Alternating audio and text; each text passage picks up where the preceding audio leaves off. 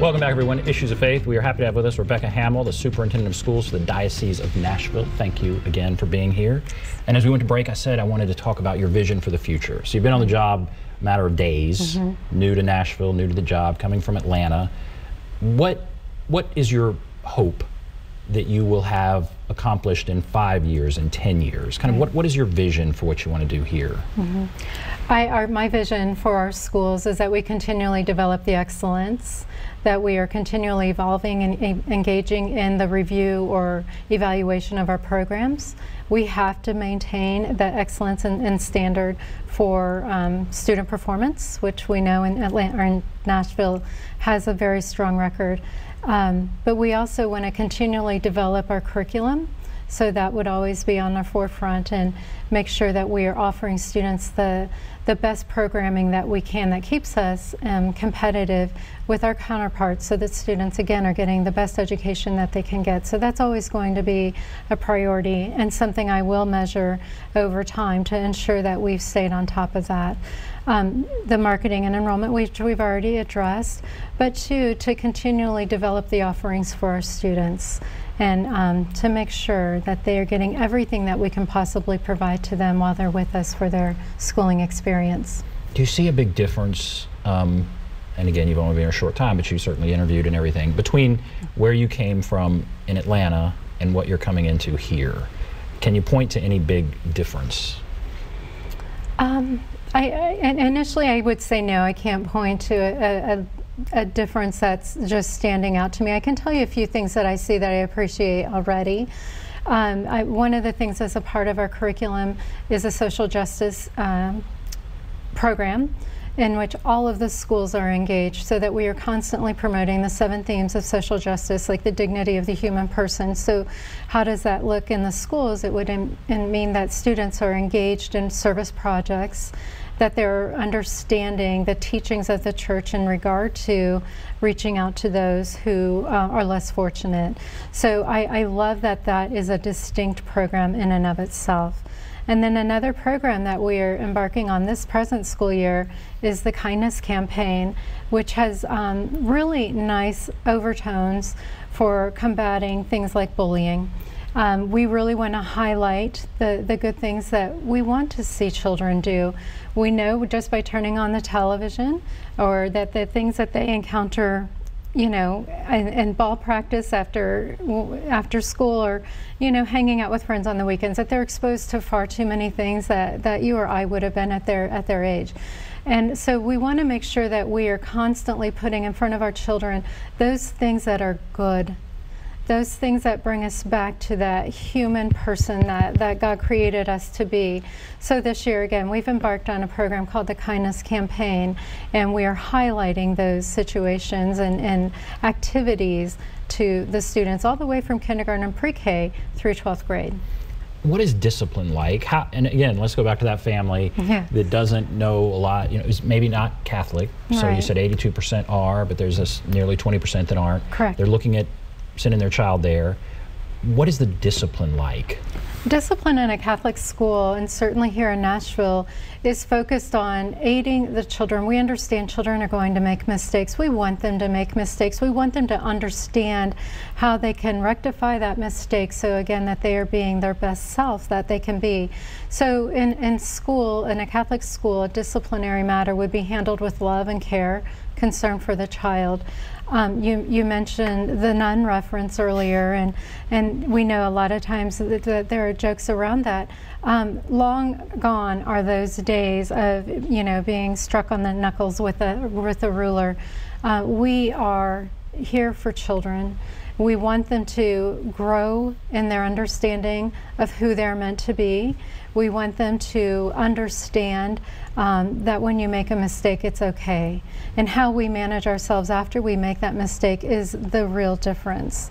We need to make the situation correct, and then we need to, you know, improve ourselves so that we are not prone to make the same mistake again. So if you think of it in a reconciliation type way, that's what we really want children to embrace, is knowing that they are going to have mishaps along the way. They're still loved.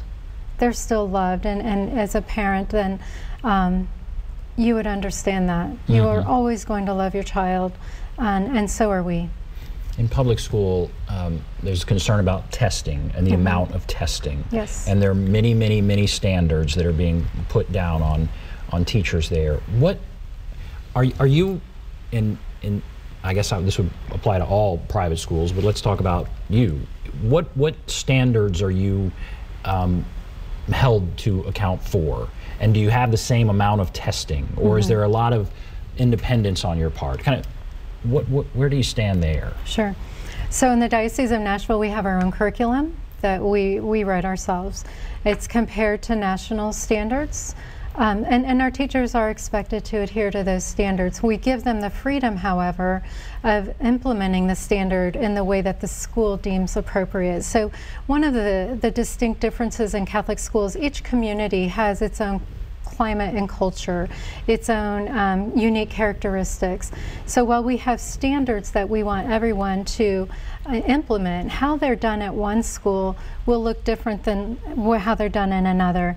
And we want to respect the creativity of the teacher in that regard and allow them the freedom to exercise their practice. They are professionals, and we're going to trust in that.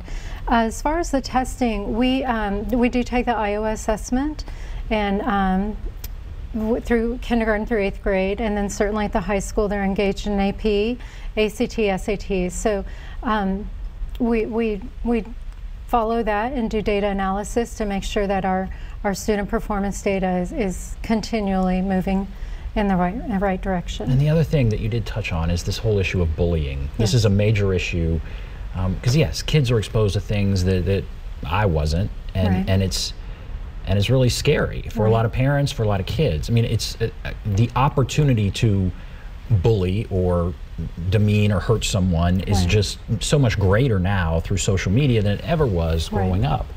And so how do you deal with that?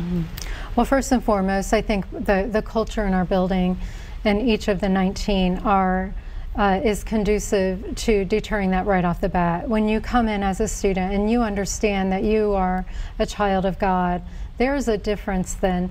And not only am I a child of God, you're a child of God, and how we treat one another can tear away at the dignity that God gave us. And that's a hard one to swallow, to understand that you might be tearing away at the dignity, that gift from God that was given to you. And so I would say that first and foremost is ingrained in everything, every message that we have in our classroom. So first, it's going to be the culture and the climate and what is expected of our students and how they interact, and what's tolerated, what is not tolerated. And I do not want to paint a picture that bullying never occurs in our buildings, because children make mistakes, adults make mistakes, and part of the magic there is understanding that we need to sit and talk about it, address it when it does occur, and to not let it happen without any kind of intervention or interaction. So definitely it's addressed in that regard. But we want to make sure, again, that we're forming these children in such a way that when they leave us, that they feel good about themselves. And oftentimes bullies don't feel good about themselves, especially later in life. We also want children to understand that how we treat one another has a very serious impact on another. As we see the rise in teenage suicide rates, I mean, that's very, very serious and something that we always have to be monitoring and paying attention to. So all of this comes right back down to how we, what does that culture in our building look and feel like, and how are we continually keeping our finger on that pulse. Yeah, the rise in suicide rate is terrifying. It is. All right, we have a minute left. You have an event in September. We do. What is that event?